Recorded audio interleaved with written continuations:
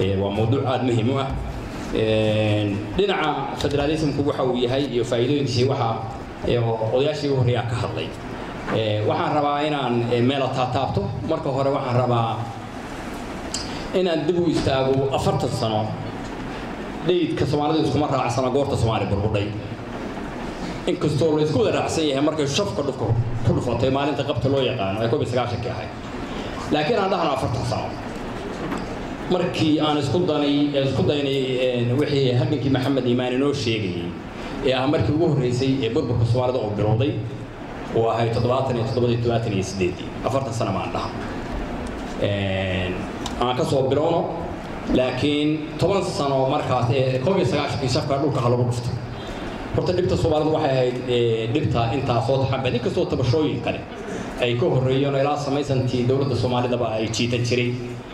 laakiin inta ay ahaato ilaa iyo marka maalinta loo yaqaan qabta 19 laba dhinac ma rabaan askar marna waxa rabaan sawir Puntland ka siiyo say ku samaystay dhinaca ka siiyo midda dhexe tan dhexe haddaan eegno waxay ku timi markii la burburay ka bacdi 10 sano ka bacdi markii ugu horeysay isugu yimid shirka carta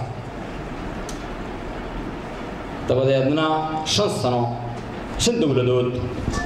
oo ay ku jidho midda ugu dambayso hadda labada ugu dambayso xamar lagu doortay ayaa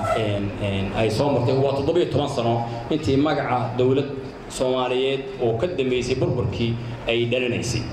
oo tii carta iyo tii Imbagaati iyo midii Jabuuti iyo laba Muqdisho waay oo 5 sano 5 dawladood horta processkay soo martay kaas waxa Puntland hadda adeegtaanida ruuxeeda siday ku soo samaysantay markii sidaas qabto dhacdo halka la isku soo laabtay waxa jirtay xilli aan taariikhda aad loo ogeyn oo liya 8 sano sugitaanka oo ahayd 91 ilaa 98 oo ahayd intii dadku halkaan ay ka samaysteen maamulka ku meel gaarka ah nabadda samaysteen oo haddana ay dib u eegayeen meesha ay ka soo carareen ay burburtay balin wax dib uga dhashaan oo dawladda dhalato taas oo waqti 8 sano ka bacdi markay qaadatay shirka Qaahira oo isku dagay ugu dambeeyay ka bacdi ay ka dhalatay haddana fikirka ah in si xoog leh dibadda loogu taago maamul maaragtay la baxay magaca Puntland oo asaaskiisa taqaana oo isaguna maanta 20 jirsaday laakiin anigu aan dhaho ma 20 sano waa 28 jirsaday marka 8 sano oo gogol xaarka ha lagu daro intaasi marka waa geedi socodkii dhismihii Puntland dabcan iyada hormuud ka ahayd marka fikirkan dambe oo dhismaha in la raadiyo dawlad federaal ah oo la wadaago oo maaragtay asaaskeedana taas oo ka ah hormuud ka noqotay marka dawladda dhexe ama dawladda federaalka waxay ka dhalatay marka horeba isku daygii maamulka halka laga dhisay bay ka dhalatay horta halkanku waa halkanka jiitamaha oo muddada soo socday oo hadda 17 sano xagga ah iyo 17 sano Puntland iyo 8 sano ka horeysay 20 sano halkaan ay soo socoto xaggee bay marka maanta taagan tahay dawladda federaalka aaneegno waxay taagan tahay 5 sano 5 dawladood ka bacdi ama 17 sano oo magaca dawladda Soomaaliyeed maanta inuu dhisan yahay dawladda dhexe oo dawladda federaalka loo yaqaan oo xamar joogta iyo qalfoof dawlad goboleedyo la yiraahdo oo iyadana maamullo ay ka jiraan meelo badan oo Puntland ay jirto oo Soomaaliland xagga ay ka jirto oo ka horeysay ay ka jirto Jubbaland ay jiraan galmudug koonfur galbeed isteedii ay jiraan laakiin isteedada qaarkood badankoodu ay u badan yihiin qalfoof وهذا يبقى هي الغفوف اللي قلقليه ودعان قلقليه أي شقيان ووحى أي بروسس بدل أي كجود بعد. مركب هرت الغفوف في عن بين ورسال. محاسين هريال وحين هريال السؤال أدوين وهدي أي نقول أنت أصلاً أي تهينا وجهنا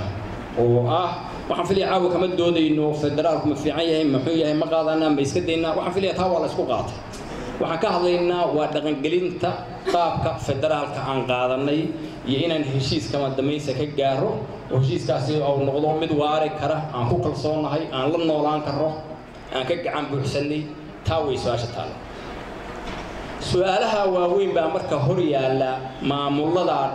dhismay ee qaarkood golfoofka ay yihiin baa hor yaala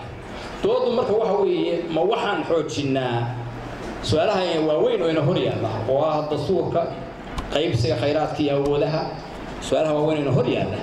ما وحنا صمينا دتك كدود لها سؤالها إن يجوا هرتهم مركز سوق عن جارا وما ملود صور اسمه oo institution samaystaan oo markaa ka bacdi su'aalaha waaweyn ay wajihi karaan mise waa boogsinaayo qofku waa inoo jiraaya wuxuun baa ka gaarsinaa tusaasha taala taawa su'aasha u baahan in la isdul taago oo laga fara buuxsadaa taawo marka dooda noocaas ah ayaa u baahan runtii in waqti la geliyo oo si fiican la isdul taago maanta waxaan dul taagan doodii dastuurka in laga heshiyo oo dastuurka uu sheegaya khayraad iyo siyaasad iyo awood iyo waxa waana dood soconaysa oo dheeraanaysa khasabna ma aha wixii maanta la gaari waayo haddii in maanta la gaaro in bari loo riixo weeye marka dooda sidii looga fara buuxsan lahaa hadda siday ku socotaa waxa weeye waxaa jira wax la yiraahdo madaxda sare ee Soomaalida ayaa jira oo ay ka kamid madaxweynayaasha dowlad goboleedyada iyo dowladda dhexe ay ka kooban yihiin oo su'aalaha waaweyn ay ka doodaan bariga Xasan Sheekh ay madashaasi soo dhalatay waxayna ku timi runtii qorshihii markii hore Xasan Sheekh la yimid oo ahaa wuxuu oran jiray hiigsigii 2016 markuu socon waayay عقل بدن بره هاي وحسبوا يري هجامياشي دولة قبلديدا أو في رمضان سمايسنا si markaa wixii la gaari waayay ka gaabiskeeda loo wada yeesho saasay madashu ku timi madashii hadda waa jirtaa madasha dhinac marka laga eego waa غير dastuuri marka dastuurka laga eego macnaha go'aamada ay gaaraan dastuuri maaha awoodaha dastuurku sheegaya ka mid maaha laakiin heshiisyo siyaasadeed wax fududeeyay gaari karaan hadda hawsha socotaa waxa weeye marka in madashaas ay su'aalaha waaweyn ee dastuuriga oo ah awoodaha iyo khayraadka iyagu go'aan ay ka gaaraan dabeedna wasiirka dastuurka u yeeraan dabeedna ay yiraahdaan luqad sharci u soo bedel dabeedna loo raadiyo dad soo ururiyo gacmaha loo taago hortaakaasi baraysa waa wada qardar jeexa weey halkii ay ka ahaan lahayd in dooda inta laga ballaariyo oo dadku ka qayb qaataan oo idinku debate-ka aad gashaan oo maamul goboleedyada baarlamaankooda iyo wasiiradooda iyo civil society iyo madawada dood weyn laga galo oo halka laga soo dhiraandiriyo oo sida doodu ay ku timaado aysan noqon in dad yari go'aanka ay gaaraan dabadeedna ay ku timaado waayo waxa loo yaqaan shortcut-ka qardar jeexa gaar waddo jeexata waa gudoomi kara Soomaa waqtiga dheeraan kare xalka ma gaari karo wixii lagu degdego waa bariiqan kartaa bari dooda horta noocaas ayaa taala oo u baahan in la galo waxa taala dooda doorashada dalka oo iyada ruuxdeen go'aan laga gaaro hawsha ku salaysan doodahaasi marka waa doodaha u baahan runtii in dood weyn laga galo anu meesha marka aan tabayo inay maqan tahay oo Soomaalida aad hoos ugu dhacday waxa weey waa wixii la oran jiray dooda wixii wax isweydiinta ahayd Soomaalidu dhinaca kale waxaad moodaa intay daashay marka wixii loo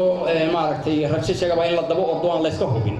marka arinta doodaahi waa muhiim inaad wax isweydiisaan oo taladu gacantiina ku haysaan oo Soomaaliya waxay ku heshiin kartaa oo kaliya wax ay ka dooday ka baaraan degtay ka heshiisay nina oo ninka kale ka marsanayn xarika xariifsanaanayn la si fiican looga dhibeeyay baa noqon kara waxa waari kara sababtay u burburtay ayay Soomaaliya qabtaa hadday fiican aan lahayn ma burburteen su'aalaha iyo tabashooyinku waa jireen waligoodna waa jireen Soomaalida aynu sameynayno Soomaalida ay tahay inaan sameynaa waa inay noqotaa Soomaaliya aan ka fara buuxsanay oo dhinac walba iska eegnay oo su'aashii aynu ka gudbiyno aynu bari u deynay su'aalaha qaarkood badankiina in loo daayo jiilka dambe iyo idinka weyn laakiin jiilka Soomaalida maanta jooga oo badan jiilkii isagu kala dhintay ee dhibaatooyinka badan keenay ee cunaha isugu jira haddana xalku kaligiis inuu xalliyo ma marka ha uga darin wax la yiraahdo xataa waa muhiim marka dood waxaan tabayaa waxa weey waa maqnaanshaha dooda iyo wax isweydiintaas weey mana hamida federaalka oo kaliya waxay ka maqan tahay halka tan Puntland bay ka maqan tahay maanta 20 jir soo qaan gaartay doodii civil society-ga iyo tii saxaafadda iyo tii bulshada iyo tii baarlamaanka taa ayaa maqan su'aalaha waaweyn taasay ku imanayaan